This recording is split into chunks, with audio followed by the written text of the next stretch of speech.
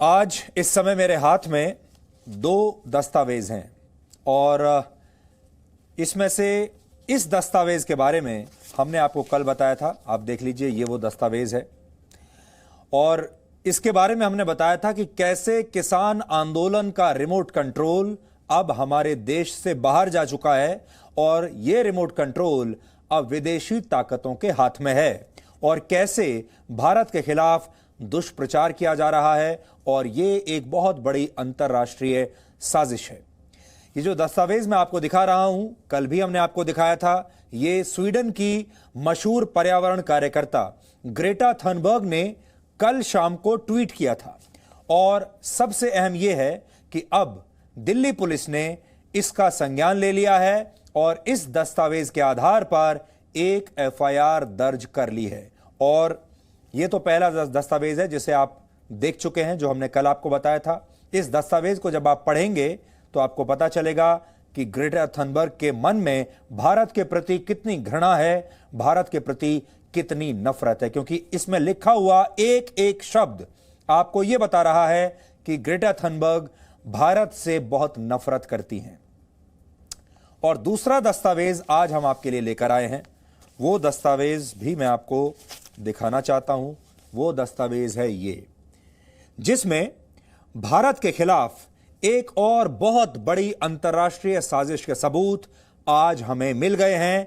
और ये दस्तावेज जो आज मैं लेकर आया हूं आपके लिए, ये कितने खतरनाक हैं, आज पूरा भारत नहीं पूरी दुनिया इसके बारे में देखेगी। और ये जी न्यूज का कर्तव्य है, क्योंकि हम दुनिया के 180 देशों में जाते हैं ताकि हम दुनिया के लोगों को यह बता सकें कि भारत के खिलाफ इस समय कितनी बड़ी अंतर्राष्ट्रीय साजिश चल रही है और भारत को एकजुट होकर इस साजिश को अब हराना है। इसीलिए आज आप #कॉन्स्पिरेसी अगेंस्ट इंडिया पर ट्वीट कर सकते हैं और पूरी दुनिया को बता सकते हैं कि आप एकजुट हैं और ये नया भारत है, ये वापस धक्का मारना जानता है। लेकिन सबसे बड़ी खबर आज की ये है, जिसे सुनकर आपका दिल खुश हो जाएगा, वो ये कि कल हमने आपको जो दस्तावेज दिखाए थे, यानी ये दस्तावेज, अब उन्हीं दस्तावेजों के आधार पर दिल्ली पुलिस ने एक एफआईआर दर्ज कर ली है। और ये एफआईआर आईपीसी की धारा 124A यानी देशद्रोह, 120B यानी आपराधिक षड्यंत्र रचना और धारा 153 यानी लोगों को भड़काने के आरोप में दर्ज की गई है।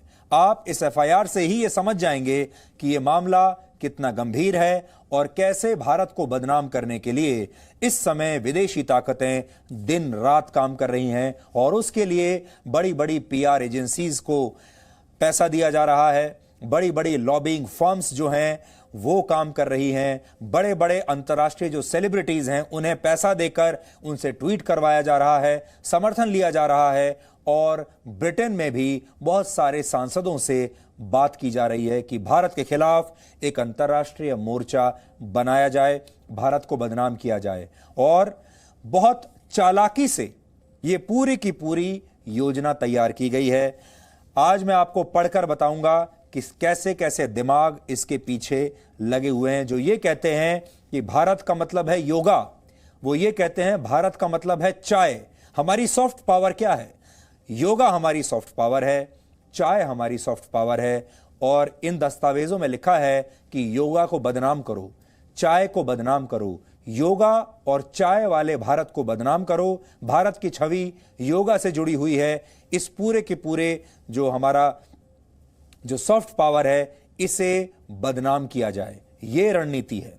सबसे महत्वपूर्ण बात यहां यह है कि जिस डॉक्यूमेंट के आधार पर यह एफआईआर आज दिल्ली में दर्ज हुई है, उसे ग्रेटा थनबर्ग ने ही शायद कल शाम को गलती से अपने ट्विटर अकाउंट पर शेयर कर लिया था और बाद में जब वो एक्सपोज हो गई, यानी जी न्यूज ने जब उन्हें एक्सपोज किया, तो उन्होंने इस डॉक्यूमेंट को डिलीट कर दिया। लेकिन वो शायद ये भूल गई कि झूठ की फाइल तो डिलीट हो जाती है, लेकिन सच परमानेंट मार्कर से लिखा होता है और इसे कभी भी मिटाया नहीं जा सकता। इसलिए आज आपको सबसे पहले दिल्ली पुलिस की ये बातें सुननी चाहिए, जिन्होंने इस दस्तावेज को आधार मानकर इसे देश के लिए खतरनाक माना है और इस मामले में अब जांच शुरू कर दी है।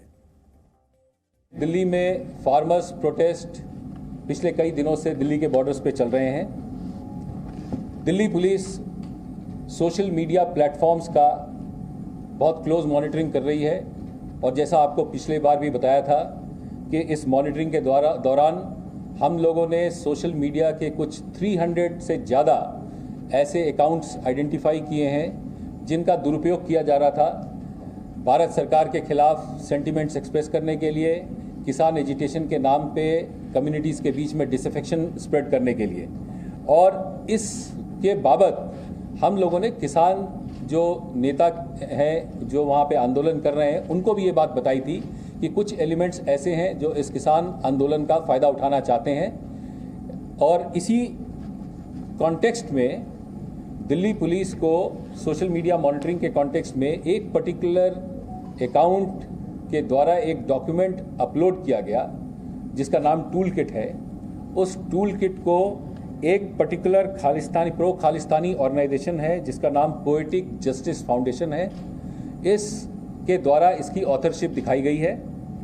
और इस डॉक्यूमेंट में एक एक्शन प्लान डिलिनेट किया गया है जिस एक्शन प्लान में ये बताया गया है कि 26 जनवरी के बाद 26 जनवरी और उसके आसपास डिजिटल स्ट्राइक करना है, एक ट्वीट स्टॉर्म करना है 23 जनवरी के ऑनवर्ड्स, एक फिजिकल एक्शन करना है 26 जनवरी को, और फार्मर्स प्रोटेस्ट और जो मार्च 26 जनवरी को होना था उसको या तो ज्वाइन करना है या इसको वॉच करना है, कैसे ये दिल्ली में प्रवेश करता है और फिर वापस ये बॉर्डर पे जाता है।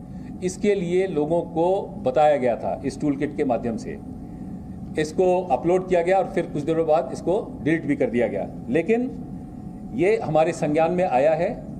और अगर आप 26 जनवरी और उसके आसपास के इवेंट्स को देखें तो आपको ये मालूम होगा कि ये बिल्कुल कॉपी कैट बिल्कुल एग्जीक्यूशन था। जिस तरह का प्लान इस डॉक्यूमेंट में है उसी तरह की एक्टिविटीज़ ग्राउंड पे भी दिखाई देती हैं। तो इसका संज्ञान लेते हुए दिल्ली पुलिस ने जो ऑथर्स हैं टूल किट के उनके खिलाफ एक केस दर्ज किया है, धारा 124A, 153A, 153 और 120B IPC में, जिसका कि इन्वेस्टिगेशन दिल्ली पुलिस की साइबर सेल द्वारा किया जाएगा। और इसमें किसी को भी हम लोगों ने अभी नेम नहीं किया है। तो दिल्ली पुलिस ने क्या FIR दर्ज की है आपने सुन लिया, आपने देख लिया, लेकिन आपको यहां यह बता दें कि इस FIR में अभी फिलहाल ग्रेटा थनबर्ग का नाम नहीं है और यह FIR अज्ञात लोगों के खिलाफ दर्ज की गई है। लेकिन हमारी भारत सरकार से और दिल्ली पुलिस से यह मांग है कि इस FIR में ग्रेटा थनबर्ग का नाम होना चाहिए और उन सभी लोगों के नाम होने चाहिए जो इस पूरी साजिश में शामिल हैं। लेकिन क्योंकि ग्रेटा थनबर्ग ने सबसे पहले अपने ट्विटर हैंडल से इस दस्तावेज को ट्वीट किया था, इससे साफ है कि वो इसमें शामिल हैं और वो इसका प्रचार भी कर रही हैं और ये दस्तावेज भारत के खिलाफ है। इसलिए ग्रेटा थनबर्ग का नाम इसमें पहली बात तो यह है कि होना चाहिए था और अगर अभी नहीं है तो बहुत जल्द इस FIR में उनका नाम होना ही चाहिए। और आपने ये देखा होगा कि ग्रेटा थनबर्ग ने जो ये डॉक्यूमेंट ट्वीट किया था उसे टूल किट बताया जा रहा है। ये एक तरह का टूल किट है और ये टूल किट किसी ने बनाया है, इसे किसी ने ड्राफ्ट किया है, इस पर एक पूरी पावर पॉइंट प्रेजेंटेशन है। और अभी जो दिल्ली पुलिस कह रही है, मेरे हाथ में उनकी FIR की कॉपी है, वो ये कहते हैं कि this document titled tool kit was uploaded through one of the handles on a particular social media platform। यहां तो उन्होंने बहुत सारी डिटेल नहीं लिखी है, वो वन पर्टिकुलर हैंडल जो है वो ग्रेटा थनबर्ग का ट्विटर हैंडल है और वो जिस सोशल मीडिया प्लेटफॉर्म की बात यहां पर की गई है वो है ट्विटर। आज बहुत सारे लोग हमसे ये भी पूछ रहे हैं कि इस मामले में देशद्रोह का मुकदमा कैसे बनता है। आपको याद होगा पिछले कुछ दिनों में भारत सरकार ने और अलग अलग जो पुलिस डिपार्टमेंट हैं उन्होंने कई पत्रकारों के खिलाफ भी एफआईआर दर्ज की है जो हमारे ही देश के हैं। वो विदेशी नहीं है, वो हमारे ही देश में पैदा हुए हैं, यहीं पले बढ़े हैं और हमारे ही देश की जनता ने उन्हें इतना बड़ा पत्रकार बनाया है क्योंकि हमारे देश की जनता ने उन पर विश्वास किया और हमारे देश की जनता ने यह सोचा कि ये पत्रकार जो भी हमें बताएंगे सच बताएंगे। लेकिन उन पत्रकारों ने विश्वासघात किया और उन पत्रकारों के खिलाफ भी देशद्रोह का मामला दर्ज किया गया है। और कई लोग ये पूछने लगे कि बाकी तो ठीक है, चलिए आप उसने फेक न्यूज फैलाई, उन्होंने झूठ बोला, यहां तक भी ठीक है, लेकिन देशद्रोह कैसे हुआ? तो देशद्रोह होता क्या है हम आपको बताएंगे।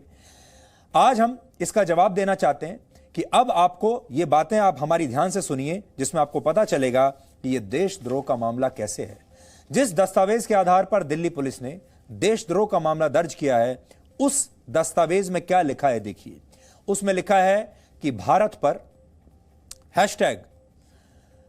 हैशटैग आस्क इंडिया वाई नाम से डिजिटल स्ट्राइक की जाएगी। कल भी हम आपको बता रहे थे कि अब जो डिजिटल स्ट्राइक है वो एयर स्ट्राइक की तरह, अब जो लड़ाइयां हैं वो युद्ध के मैदान में नहीं लड़ी जाती, अब लड़ाइयां सोशल मीडिया पर लड़ी जा रही हैं, अब लड़ाइयां इंटरनेट पर लड़ी जा रही हैं। और यह भी एक तरह से एयर स्ट्राइक की तरह है जो हमारे ऊपर हुआ। और यह स्ट्राइक, यह डिजिटल स्ट्राइक भारत पर हुई 26 जनवरी को, आपने देखा होगा। सोचिए, यह देशद्रोह नहीं तो और क्या है। जो कुछ 26 जनवरी को हुआ हमारे देश के गणतंत्र दिवस पर, क्या उसे आप देशद्रोह नहीं मानेंगे? इस दस्तावेज में यह भी लिखा है कि 23 जनवरी को रात 11:30 बजे ट्विटर स्टॉर्म नाम से भारत के खिलाफ दुष्प्रचार होगा। और यह हुआ भी। और अगर ऐसा हुआ तो फिर क्यों ना इसे देशद्रोह माना जाए। इसमें यह भी लिखा है कि 13 और 14 फरवरी को विदेशों में भारतीय दूतावास और सरकारी संस्थानों के आसपास बड़े प्रदर्शन किए जाएंगे। यानी यह भी पहले से तय था और यह देशद्रोही कहलाएगा। इसमें लिखा है 26 जनवरी के लिए जो प्लान तैयार किया गया था पूरी दुनिया और भारत में बिल्कुल वैसा ही हुआ। यह भी देशद्रोह कहलाएगा जिसमें कुछ मुट्ठी भर लोग भारत के खिलाफ एक माहौल बनाना चाहते हैं और भारत का माहौल खराब करना चाहते हैं, भारत के लोकतंत्र को कमजोर करना चाहते हैं, वो भारत के टुकड़े टुकड़े करना चाहते हैं। इससे बड़ा देशद्रोह और क्या हो सकता है? और योजनाबद्ध तरीके से यह हो रहा है। किसान आंदोलन पर भारत के खिलाफ जूम सेशन कराने की बात भी इसी में लिखी है। और 26 जनवरी को भारत और विदेशों में सड़कों पर उतरकर प्रदर्शन करने हैं, यह भी इसमें लिखा है। इससे यह साबित हो जाता है कि हिंसा के दिन भी किसान आंदोलन का रिमोट कंट्रोल असल में हमारे देश के किसानों के पास नहीं था। यह रिमोट कंट्रोल देश की सीमाओं से बाहर से काम कर रहा था। भारत के बड़े बड़े उद्योगपतियों की कंपनियों और दफ्तरों के बाहर भी प्रदर्शन करें, यह भी इसमें लिखा हुआ है। बातें तो बहुत सारी लिखी हुई हैं, हम अब आगे बढ़ते हैं, लेकिन यहां मैं आपको बस एक चीज इसमें पढ़कर बताना चाहता हूं। इसमें लिखा है will you be part of the largest protest in human history, और फिर है to stand up against India's failing democracy, to stand up against unregulated corporatization of the farming sector. ये सब चीजें इसमें लिखी हुई हैं और वो सारी चीजें ऐसी हैं जो भारत को बदनाम करने के लिए और कमजोर करने के लिए कही गई हैं। ये तो कल के दस्तावेज की बात हो गई। अब मैं आपको आज का दस्तावेज दिखाता हूं जो ये साबित करता है कि 26 जनवरी को क्या साबित करता है, मैं आपको दिखा रहा हूं। गणतंत्र दिवस के मौके पर दिल्ली में हुई हिंसा एक संयोग नहीं बल्कि एक प्रयोग था जिसकी स्क्रिप्ट और डायलॉग कई दिन पहले ही लिखे जा चुके थे और यह स्क्रिप्ट अब हमें मिल गई है। और वो स्क्रिप्ट ऐसी दिखती है जो मैं आज लेकर आया हूं। यह है पूरी की पूरी पटकथा। 21 पन्नों की ये पटकथा उस प्रोपेगेंडा को एक्सपोज करती है जो भारत के खिलाफ इस समय चल रहा है। और यह इस बात का भी बहुत बड़ा सबूत है कि किसान आंदोलन के नाम पर देश के खिलाफ जो बीज बोए गए उसने अब एक बड़े वृक्ष का रूप ले लिया है। और इस वृक्ष की जड़ें भारत में ही नहीं बल्कि उन देशों में हैं जहां से अब इस आंदोलन को नियंत्रित किया जा रहा है रिमोट कंट्रोल के जरिए, पैसे के दम पर। इसलिए आज इस साजिश के पन्ने पलटने का दिन है। हम चाहते हैं कि आप आज का डीएनए बहुत ध्यान से देखें। इस समय मेरे हाथ में 21 पन्नों का एक पावर पॉइंट प्रेजेंटेशन है जिसे एक संगठन ने तैयार किया है। यह संगठन एक एनजीओ है जिसका नाम है पोएटिक जस्टिस फाउंडेशन। फिर से आप सुन लीजिए, पोएटिक जस्टिस फाउंडेशन।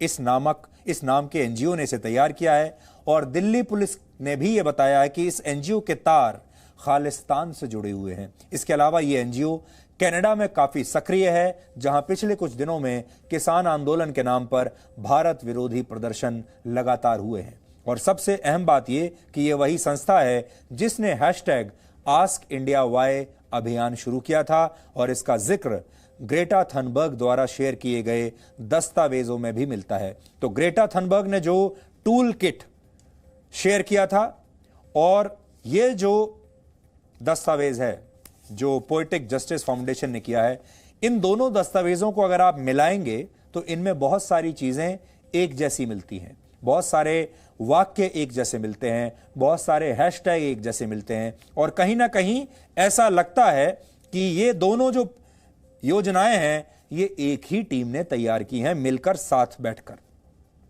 इसलिए अब मैं आपको सबसे पहले 21 पन्नों के इस दस्तावेज में लिखी सबसे महत्वपूर्ण बात बताना चाहता हूं। पहले तो मैं आगे बढ़ने से पहले आपको बता दूं, देखिए इसमें लिखा है, messages should be evergreen so that they focus on protest but stay relevant even if laws are repealed. यह बहुत बड़ी बात है। इसका मतलब हिंदी में यह हुआ कि जो मैसेजेस करने हैं, जो सोशल मीडिया पर संदेश देना है और जो मैसेजेस करने हैं, ट्वीट्स करने हैं, वो एवरग्रीन होने चाहिए। यानी वो ऐसे होने चाहिए जो जब ये फार्म लॉज यानी कृषि कानून अगर वापस भी ले लिए जाते हैं, उसके बाद भी ये मैसेजेस रेलेवेंट लगें, उसके बाद भी ये मैसेजेस काम के रहें, पुराने ना पड़ जाएं। ये इसमें सबसे पहले ही लिखा है। अब देखिए आगे चलते हैं। इसके पेज नंबर 9 पर लिखा है कि हमारे ऑब्जेक्टिव्स क्या हैं, हमारा जो है हमारी मंजिल क्या है, ऑब्जेक्टिव्स हैं। और ऑब्जेक्टिव्स में लिखा है, पहला तो यही है कि जो कृषि बिल है उसे वापस किया जाए।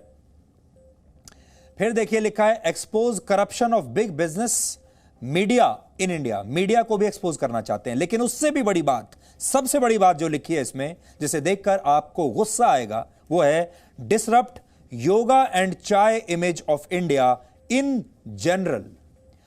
यह कहता है कि भारत की जो एक आम छवि बन गई है दुनिया के दिमाग में, वो योगा वाली और चाय वाली छवि बन गई है और हमें भारत की इस योगा और चाय वाली छवि को नष्ट करना है, इसे खत्म कर देना है। ये जो सकारात्मक छवि है योगा और चाय वाली, भारत की इस छवि को खत्म करना है। सोचिए इनके इरादे कितने खतरनाक हैं, क्योंकि योगा और चाय भारत की सॉफ्ट पावर हैं, भारत की असली शक्ति हैं। हर साल 21 जून को अंतर्राष्ट्रीय योग दिवस मनाया जाता है और वो भारत के लिए फख्र की बात है। और इस योग दिवस की शुरुआत प्रधानमंत्री नरेंद्र मोदी ने ही 27 सितंबर 2014 को संयुक्त राष्ट्र महासभा में अपने भाषण से की थी। इसलिए ये योगा दिवस उन्हें अच्छा नहीं लगता, क्योंकि इसकी शुरुआत मोदी ने की थी। और हम आपको बार बार ये बात बताते आ रहे हैं कि निशाना किसान नहीं है, निशाना कृषि कानून भी नहीं है, असली निशाना है मोदी।